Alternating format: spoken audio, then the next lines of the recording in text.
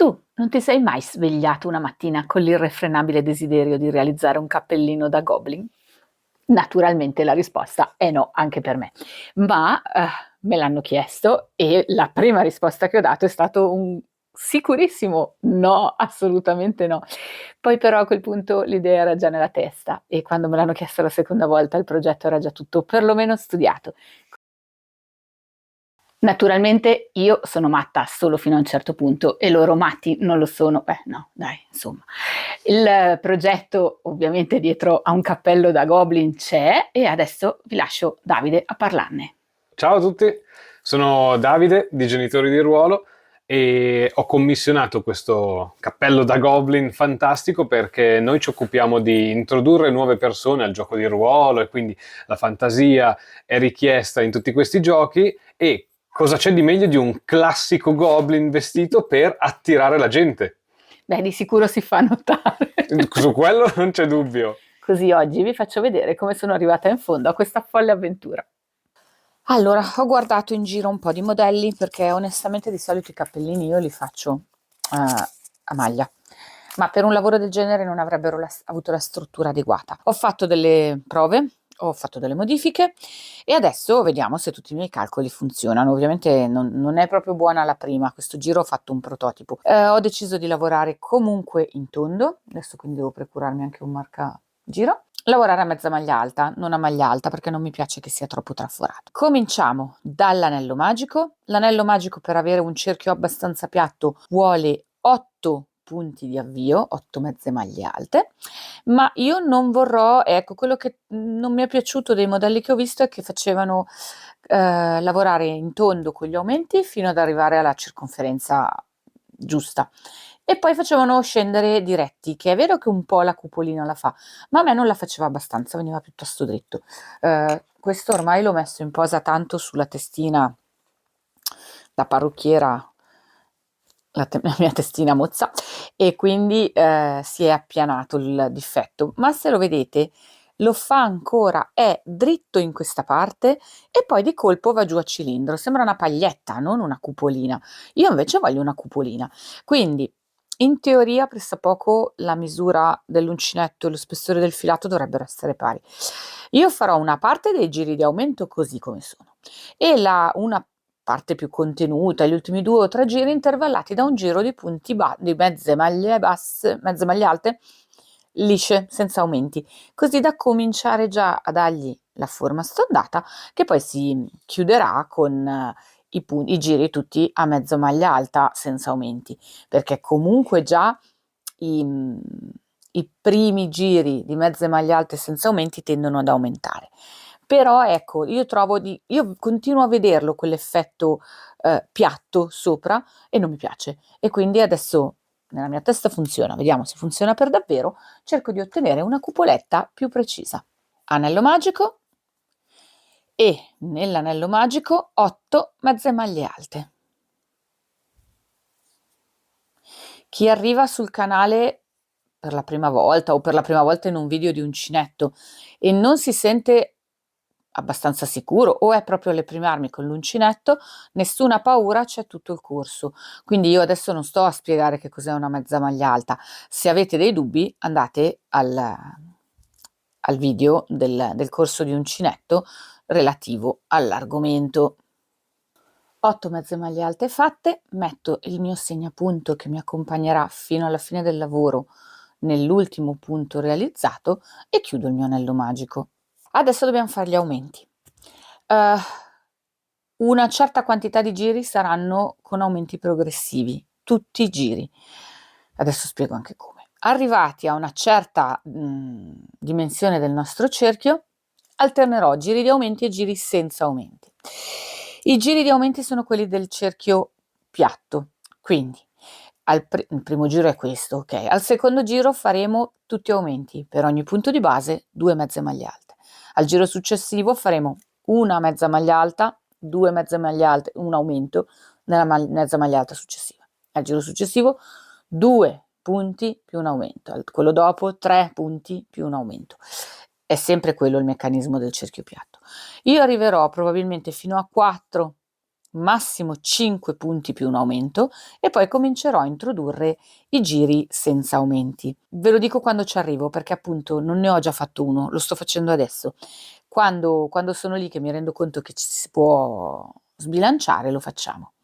Per ora questo giro è tutti aumenti, un aumento per ogni punto della base. Il giro successivo sarà un punto basso una mezza maglia alta nella prima mezza maglia alta precedente e un aumento nella successiva, ok? Dopodiché, questa parte del cappello, se voi siete abituati a fare il cappello con la maglia alta, fate il cappello con la maglia alta. Adesso sto parlando e non conto. Ah già, brava, ma in questo giro non devo contare. Un aumento, già belle che sbagliato per parlare. Facciamo il giro di aumenti e chiacchiero dopo, che sennò faccio disastri. Se siete pasticcione come me, il sistema è contare i punti, dovremmo averne 16. Mi raccomando, allora, se volete li fate coi punti alti, è più veloce ovviamente. Rimane un po' più traforato, ma può andare bene. Ci vogliono 10 punti alti in quel caso per la partenza. Allora, abbiamo fatto il giro tutto di aumenti, adesso questo giro appunto si va a incrementare. Solo aumenti, adesso una mezza maglia alta e un aumento nel punto successivo per tutto il giro, per farla veloce e non diventare troppo pedante. Adesso andiamo avanti a fare un po' di giri di aumenti ogni giro, quindi il prossimo sarà 2 mezze maglie alte, un aumento, la sequenza è questa: 3 mezze maglie, un aumento, 4 mezze maglie alte, un aumento e via via. Quanti davvero farne? Dipende da voi, dipende dal filo che state davvero usando. Io sto usando un cotone che lavoro morbido ma non troppo col 5. Voi potreste usare un acrilico anche più spesso, potreste usare punti alti o punti bassi. Questo cambia tantissimo la quantità di giri di aumenti. Dovete provarlo, dovete vedere, valutare, anche perché io farò una misura da adulto, una misura da uomo adulto è grosso. Voi fate una misura da bambino, vi fermate molto prima. Quello che vi posso dire sulla prova che ho fatto con l'altro cappellino è che ho smesso io so che devo arrivare a una circonferenza di 59 centimetri, mi faccio tutti i miei schemini. Mi sono fermata a una circonferenza degli aumenti di 50, perché comunque poi un po' aprirà ancora. E un po' deve starsi un po' tirato, se no scappa via. Soprattutto questo che avrà delle orecchie belle pesanti che vanno stabilizzate. È inutile che vi faccio vedere giro per giro, adesso lavoriamo. Nel caso, tanto voi guardate tutto il video e poi vi dirò cosa ho scoperto. Vi dirò di sicuro quando ho cominciato a fare i giri senza aumenti per ottenere il mio discorso calottina, che è quello su cui sto lavorando in questo momento. Il resto ormai l'ho già studiato. No, non è vero, il resto lo studierò mano a mano che faccio il video, però parti del percorso sono già chiare. Cominciate anche voi nel caso, oppure appunto il consiglio migliore è guardate tutto il video e dopo di conseguenza vi regolate col vostro filato. Mi sono portata avanti e ho fatto tutti i giri a mezza maglia alta del cappellino. Allora, non ho fatto lo stesso schema di giri di quello della prima prova. Cosa ho fatto? Va bene, l'abbiamo visto all'inizio, 8 mezze maglie alte nell'anello magico, 8 aumenti, 8 volte un punto più un aumento, 2 punti più un aumento, 3 punti più un aumento, 4 punti più un aumento, 5 punti più un aumento, adesso non so se sto indicando la riga giusta, ma è l'idea che conta. Un giro tutto di mezze maglie alte, 6 punti più un aumento per 8 volte, un giro tutto di mezze maglie alte, ultimo giro di aumenti, quindi con 7 mezze maglie alte e un aumento ripetuto per 8 volte. Dopodiché tutti i giri a mezze maglie alte pari, nessun aumento, sono andata giù dritta fino alla fine. Per quanto la larghezza fosse uguale a quello in lana, la lunghezza non lo era, ho dovuto fare più giri per arrivare alla lunghezza desiderata. Ma queste sono indicazioni che posso darvi solo come logica, non come numeri, perché in base alla misura che dovete ottenere voi, in base al filato che state usando e tutta una serie di fattori, è inutile che io vi dica quanti giri ho fatto. Quello che dovete fare è centimetro alla mano, misurare, provare e controllare se funziona. Ora devo fare il giro con questo effetto costa. Ne farò probabilmente 3 di giri con questo sistema per ottenere un bordo un po' alto e un po' evidente. Cosa devo fare? Sempre mezze maglie alte, ma prenderò il punto una volta a cavallo del giro precedente dal dietro e una volta dal davanti. Detto, non riesco a dirlo nel modo giusto, adesso ve lo faccio vedere. Carico il filo per la mia mezza maglia alta. Normalmente dovrei entrare nell'asola, ok? No. Cosa faccio? In questo caso, da dietro, passo sotto l'asolina del punto prima, attorno al punto, sotto l'asolina del punto prima, insomma, devo passare attorno al punto, tiro fuori il filo, adesso poi lo vediamo anche da davanti, e chiudo il mio mezzo punto alto. Adesso dovrei entrare in questa asolina qua? No, passo sotto, ma passo sotto da davanti, questa volta, prima l'ho fatto da dietro, esco sotto all'asolina del punto successivo, pesco il filo, lo riporto al dritto. Vedete che adesso il lavoro è davanti? Lo facciamo, qualche volta, non vi preoccupate. Ecco, magari risulta complicato soprattutto le prime volte chiudere il punto. Chiudo il punto con la mia mezza maglia alta. Come chiudo il punto? Dipende dal punto che state facendo. Se state facendo una maglia alta, la chiudete a maglia alta, ok? Carico il filo. Adesso devo lavorare quella dietro. Quindi questa sarebbe l'asolina. Da dietro ci passo sotto, passo oltre e dentro anche sotto al punto successivo. Tiro il filo fuori, ma l'ho tirato fuori a rovescio e chiudo il punto.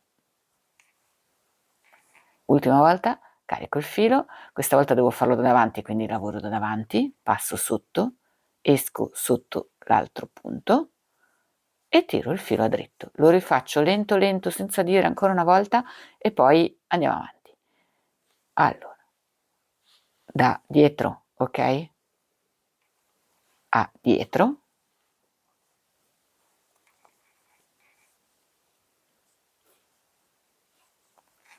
E invece quello da davanti, davanti,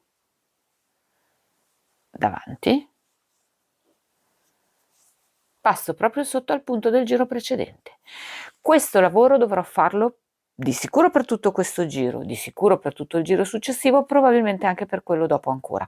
Lo faccio e lo vediamo. Intanto faccio tutto, arrivo fin qua e vediamo come si fa il cambio di giro, ma non c'è niente da vedere. Scusate, ho dato per scontato prima l'informazione del perché gli aumenti in modo diverso, perché così finalmente il cappello fa una cupolina un po' più corretta. Adesso si affloscia, si accascia, si vede meno, ma io trovavo che questo faceva molto più difetto, questo invece ne fa molto meno. Mi piace un po' di più. Poi ribadisco, io di solito i cappellini li faccio di maglia, non all'uncinetto, e quindi ho sicuramente più l'occhio e la mano sulla maglia, però è un'alternativa. In questo tipo di lavoro dove ho bisogno di tanta consistenza, il lavoro deve essere bello compatto, l'uncinetto è sicuramente migliore. Ho fatto il primo giro, questa volta i punti erano giusti, qua dovevo essermene mangiata qualcuna a un certo punto perché non finivano pari. Io sto lavorando a spirale, naturalmente si poteva aprire e chiudere ogni singolo giro, ma a me di solito comunque si vede leggermente la riga di cambio giro e mi dà fastidio. È vero che con questa lavorazione qui si vede uno scalino, ma io poi qua andrò a metterci l'etichetta con il mio nome. Ora comincio il secondo giro, poi valuto se sarà l'ultimo o il secondo di 3, ripetendo quello che ho fatto il giro precedente. Questa volta è un po' più facile, si vede, guardate quello che avete fatto il giro prima e dovete rifarlo uguale.